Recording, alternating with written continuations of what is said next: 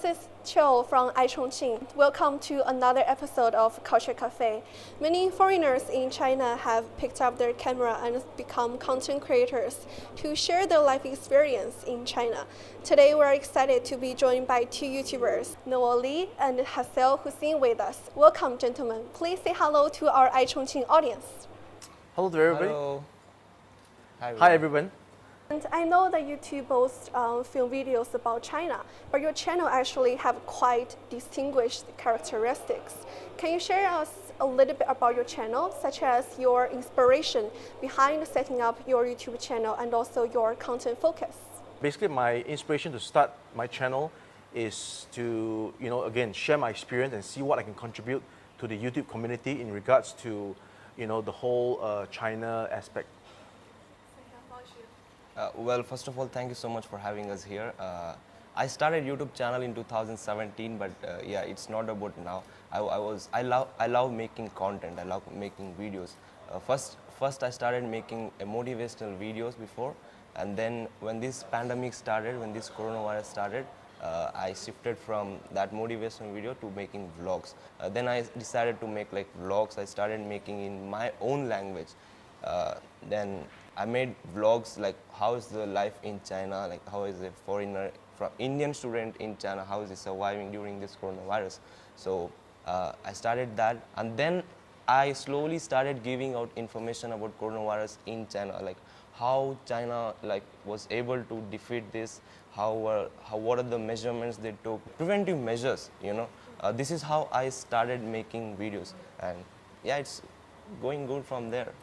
Thank you for your answers. And Saahil, I actually watched quite a few of your vlogs and really enjoyed them because you are documenting everyday life, such as trying out Chinese food, online shopping, and also the pandemic measures that you mentioned about. And these videos about China have gained international following. And what do you think is the reason? Is there something to do with you explaining those videos in your local language? Yeah, I think it's the connection between me and my people back home. And the language I use is called as Kannada. It's back home in my Karnataka state. So they have like a connection, like how a guy from that particular city is able to survive in that situation. And also my people like China very much. So they like how they, they took some great measurements to, overcome this coronavirus. So they enjoy watching my videos, and they always want to know more about China. Now, how about you? What do you think is, because videos about China have getting more and more international recognition, what do you think is the reason? I think the reason is that people are genuinely intrigued about China. There's a big group of people, I would say, don't have the opportunity to travel, and they can't see for themselves what's going on, but they can read from the news. Whether it's true or not is something that I've come to learn should be checked by yourself. Noah, I know you do a lot of podcasts, as you mentioned, and you always cover subjects such as very heavy subjects, such as racism, personal freedom, and rights. But as the excessive entertainment, contents have basically penetrated the cyberspace, are you worried that your content focus would lead to maybe a loss of followers? I like to engage in critical thinking. Doesn't mean I'm right all the time. I'm always learning, and I do learn a lot from interaction with many people, including yourself. And I say what I feel and believe is true to the best of my ability, not to offend anybody. And if people like my content, they would of course subscribe, and if they don't like it, then of course they can be free to move along. I think it's good because you are basically starting those conversations that needs to be talked about. So since we are joined by two YouTubers, we have selected some YouTube videos to share with our audience. So shall we see the first video? It's so beautiful. I'm looking this for the first time. We meant to be.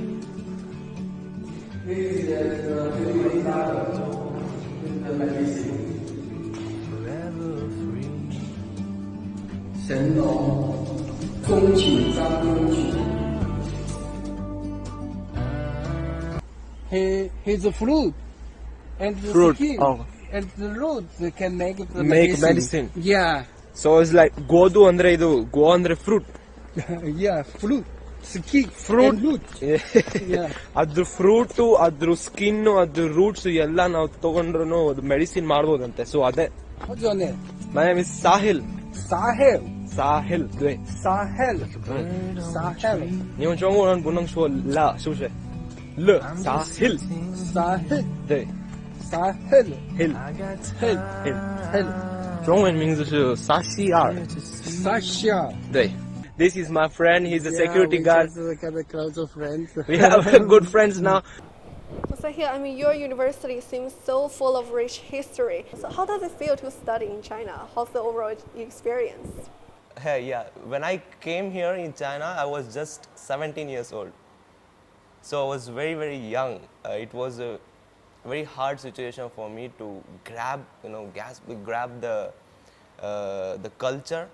But then, well, gradually going, I started learning Chinese and I participated in many Chinese competition and won many prizes in Chinese competition and I started learning more about China and also the Chinese language. I have just passed the HSK4 exam. Yeah. I know that you came to China during your teenage years, right?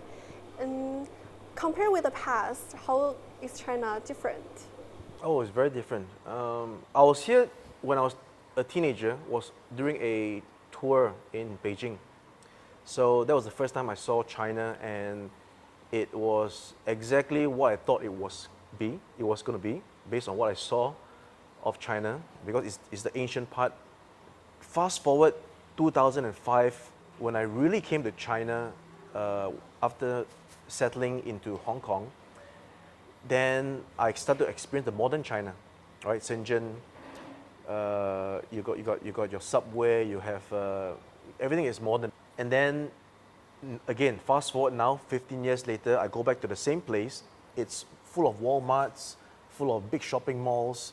Not even one or two is not enough. They have like You have my seen goodness. like the development, right? Yes. The whole development. Yes, and amazing. It's just amazing. It's mind blowing. China, whatever that you thought it was, it isn't. It is something else. It is. You got to come and check it out for yourself. It's actually remarkable that China has progressed, not only in the cities, but also in the countryside. So the next video we have prepared is Noel's trip to Guizhou. Shall we see the video? Hey guys, welcome to my channel, Noel Lee, and I'm Noel Lee. Today I am here in Guizhou. And what am I doing here? I'm here to look at these houses in this area called the Wanren Xiaoqu. This is houses built by the government for the local people, and it is to alleviate them from poverty. And they have been relocated by the government into all these much more modernized and better to live in conditions. 这里是政府帮你们建的是吧？这个屋子你们要不要付钱的？不付钱。不付钱。很漂亮哦。漂亮哦。几年了？这里几年了2年了。那你喜欢这里还是喜欢山上？肯定是喜欢这条，就是政府家看的。好。我新加坡的，知道在哪里吗？不知道。不知道，在东南亚。我来看一下，参观你们这里政府帮你们建的这个。怎么这里老年人比较多，年轻人在哪里？年轻打工。打工在工厂。所以年轻人在打工。老年人就这里享受玩牌。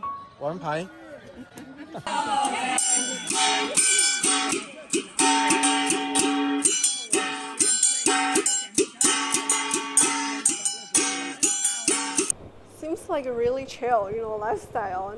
That you visit people, talk to local seniors living in resettlement housing.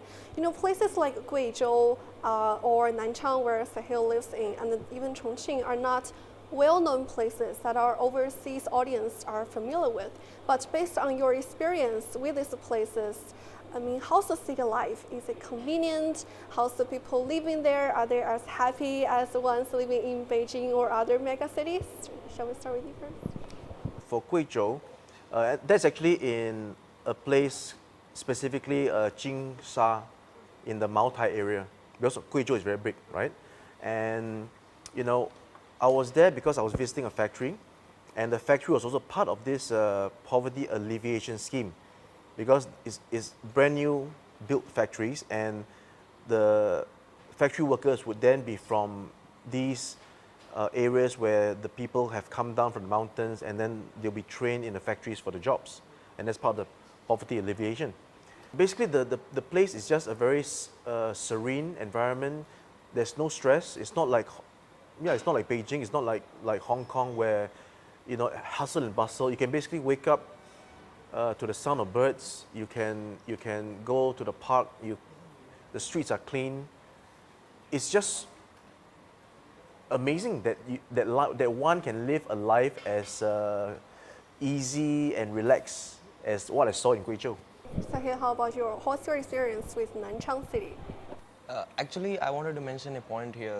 Like, why do people don't know many things about China? Is just because of the communication gap between here and there.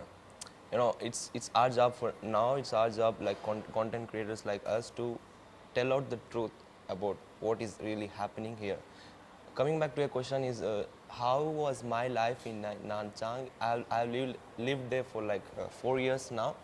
I have seen like a bit of development, I would say, like 4 years in the 4 years gap.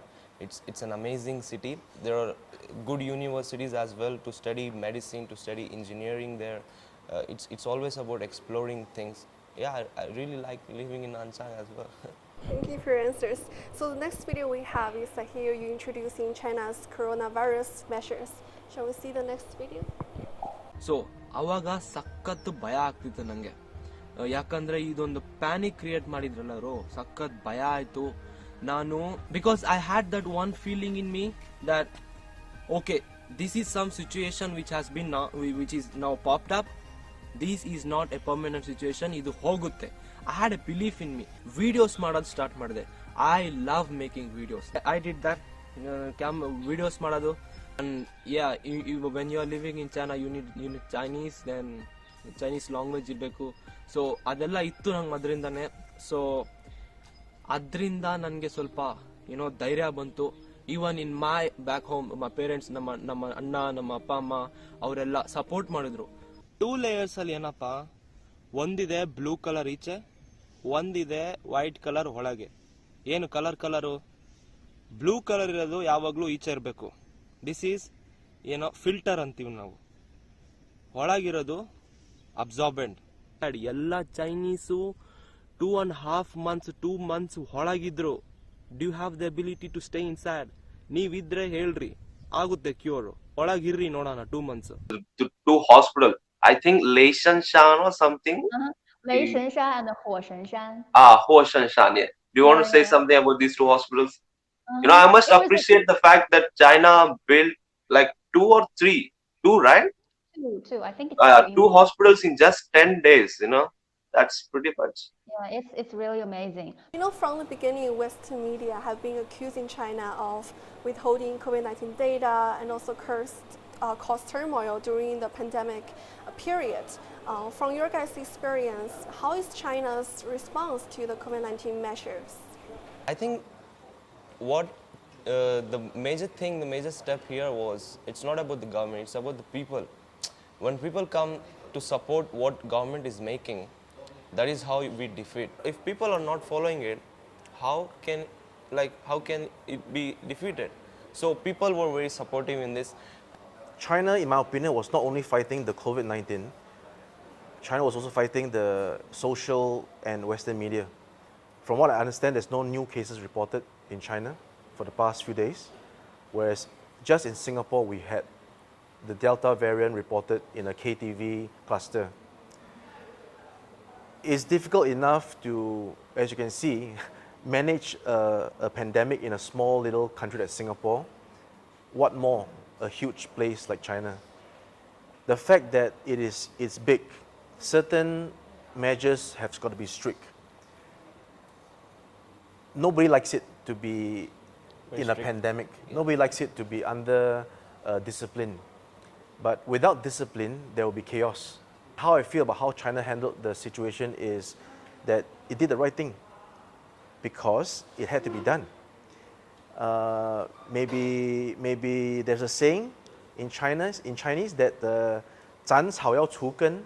I'm not sure if it's applicable to what I have to say here, but to eliminate the pandemic, you have got to eliminate the source, and the source is basically to restrict human activity. Once there is no human activity, the virus dies. The next video we have is Noel's trip to Xinjiang. Shall we see the interesting video? Hey guys, so this is the streets of Urumqi in Xinjiang. It seems like skateboarding and Xinjiang is pretty much in common, as well as we see a KFC over there in the background. So yeah, another guy. Look at that. Skateboarding. Normal people on the road going about their business normally.